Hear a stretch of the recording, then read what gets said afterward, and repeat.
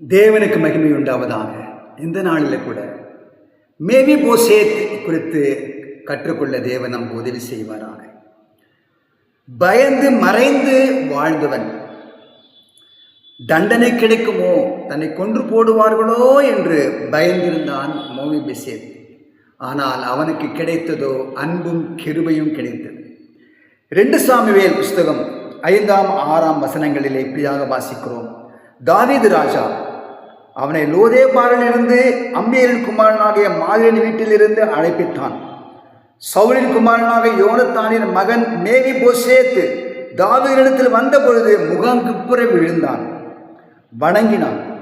அப்பொழுது தாவீது மேவிபோசேத்தே என்றான். அவன் இதோ அடியேன் என்றான்.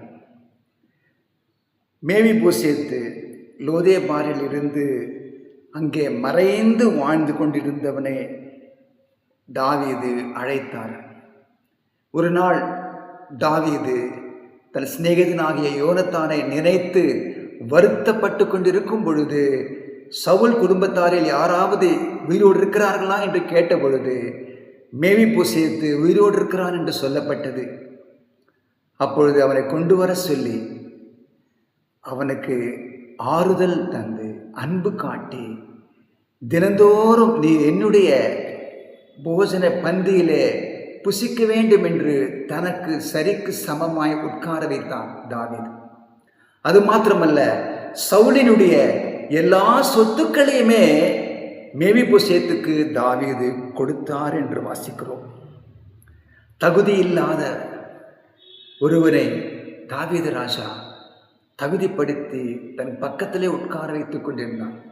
2 கால்களும் முடமானவன், நடக்க முடியாதவன், ஒரு வேலையை செய்ய முடியாதவன், ஒன்றுக்கும் உதவ மாட்டான். ஆனாலும் கூட தாவீது யோனத்தான் நிமித்தம், யோனத்தானோடு செய்த உடன்படிக்கை நிமித்தம், அந்த சிநேகத்தின் நிமித்தமாக யோனத்தான் மகனை தாவீது ராஜா அன்பு காட்டி ஆதரவு கொடுத்தார். அதே போல ஒரு தகுதியுமே இல்லாத நமக்கு, தண்டனைக்கு பாத்திரவான்களாக நமக்கு இயேசு கிறிஸ்து தன் ஜீவனை கொடுத்து நம்மை நேசித்து அன்பு கூர்ந்து அவருக்கு பக்கத்திலே நம்மை உட்கார வைத்து தினந்தோறும் பாதுகாத்து காப்பாற்றி நம்மை போஷித்து வருகிறார். நம் பிள்ளைகளை ஆசீர்வதித்து வருகிறார்.